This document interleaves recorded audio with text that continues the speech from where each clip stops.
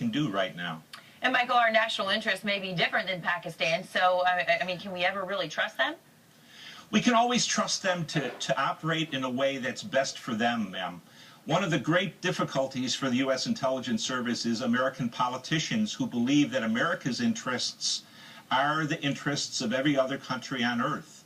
Just if you go back to bin Laden, it was never in Pakistan's interest to turn bin Laden over to us.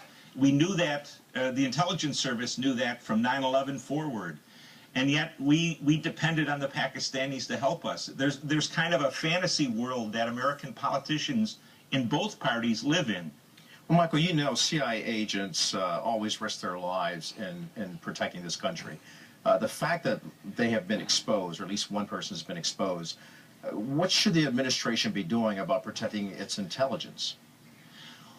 Well, I think that this administration, and certainly my experience in Mr. Clinton's administration, they don't much care about the intelligence service. Why? Because the intelligence service brings you bad news, sir, and news which you may have to take on popular action to defend America. And so they're not very eager to do that. The Democrats especially seem to be less interested in being Americans and more interested in being president of the world, and they don't want to offend people. This president, for example, now is listening to the conversations and emails of every American citizen.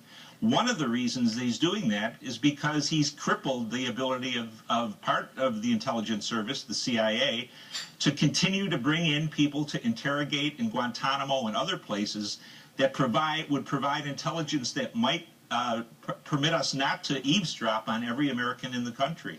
But he has a moral compass that he thinks should be all of our compass, and so he really puts handcuffs on the intelligence service.